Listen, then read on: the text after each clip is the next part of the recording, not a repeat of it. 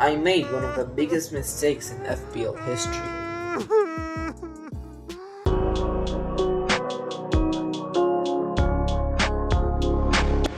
Hello and welcome back to another video.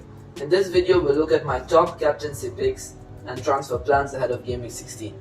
I also have a few decision making tips in this video which I most definitely need myself. Before we look at our Gameweek 16 plan, let's look at how my team performed in Gameweek 15. 40 points all out after a -4 hit, and my worst game week this season up to now, and a big red arrow to show for it. I transferred out De Bruyne for Salah early on in the week, which looked like a great move on paper, but wasn't quite so 25 minutes in when Cancelo picked up a red card. That move looked to be even worse after Salah's 2-goal performance yesterday. If that sounds bad enough, wait until you see the other move I did for a hit. I removed Haaland after early team news that he will be out for a fragile calf. I mean, I don't really know what was going through my mind at the time of making that move. A horrible game week for a so-called FPL expert. I am now just looking forward to the team reset during the World Cup break, where I will be posting World Cup fantasy content. So if you're interested in that, consider subscribing to the channel. My first tip going into Gameweek 16, which I failed to follow last game week, is that don't take unnecessary hits and leave your transfers as late as possible. Last season there were 2 instances where I transferred in a player only for him to get injured midweek, and thus resulting into a straight transfer out before he even played for my team. I failed to do that after moving for De Bruyne pretty early on in the week. Let's now look at how my team is shaping up. I will be dropping a few tips in between, so stay till the end for some psychological hacks so that you don't spoil your weekend because of FPL. We start off with the Newcastle defensive duo of Pope and Trippier. Pope missed out on the clean sheet at the weekend, conceding late to Southampton in a game where they did pose a lot of attacking threat towards the Newcastle net. Trippier was subbed off early, locking in the clean sheet and getting 3 bonuses on top of that. They surely have to start for any team if you do own them, as they face Chelsea, who just haven't looked at it in attack in the last few games.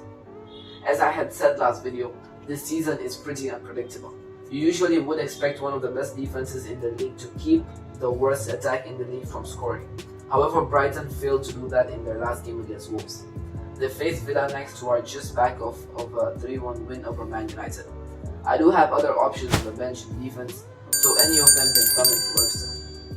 Cancelo got a red card in for a last-man challenge on Harry Wilson in their last game against Fulham. Many people have already started transferring him out as they think he is suspended for the next game against Brentford. However, that isn't the case, as City play midweek in the League Cup, where Cancelo will be serving his 1-match ban. The final one in defense is Nico Williams. As I said earlier, I have a lot of options on the bench, and it's just based off of my thoughts before the deadline on who I'm going to start. If Mitrovic is fit, he will get the green light over Nico or Webster. Another point to note when playing FPL is that it's mostly based on luck. I read the other day that a team that was untouched since the start of the season would have been first by 50 points if it had all the well-performing players, who in itself have been really unusual. Almiron, who hadn't scored for a whole year and a half for Newcastle, ends up scoring 6 goals in his last 6 games. So don't get disheartened when your team does bad, as it isn't that you are bad. It's just that your luck is absolutely horrific. Back to my team, and we move on to the Arsenal duo of Martinelli and Saka. Both look good for their last fixture before the World Cup break facing Wolves, and I do fancy them getting a return before entering into the World Cup break. Rashford is next, and bringing him in instead of Almiron in Gameweek 14 has had a 14-point difference for my team. This goes to show the luck aspect when playing FPL. Hopefully Rashford can end his time in my team with a return or 2 in the game against the worst defense in the league. Next up, my transfer in from last week, De Bruyne. He faces Brentford at home. He picked up a goal and assist in his last 2 meetings against the Bees. With the whole speculation around Tony, he might not even start this game, and that would make Brentford a lot weaker as a whole. We saw his contributions against Fulham in the weekend, and if he pulls out the same performance, he is in for a big haul. He would be a great captaincy pick if you're willing to go against Haaland.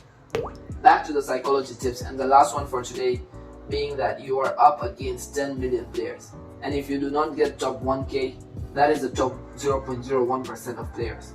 It doesn't mean you're bad. Getting anywhere within the top 1 million would be great, so keep that as a goal and watch yourself not being affected by your rank. Next up is my 1 week punt, and I haven't made the transfer yet, as stated in my first tip of leaving the transfers as late as possible. Kane faces Leeds at home, who look horrible in defense this season. He has gotten 4 goal involvements in 4 games played against them, and hopefully he could continue that record. He will be getting the armband from me too. Lastly, to finish the 11 is Jesus against Wolves away. Owning him has honestly been frustrating this season as he keeps on getting chances but just can't convert. After a strong start to the season, he has scored only 5 goals in 13 games with a total of 8.5 expected goals. That's very poor considering his ability. These are my early thoughts ahead of Gameweek 16. Thanks for watching. See you soon for the next one.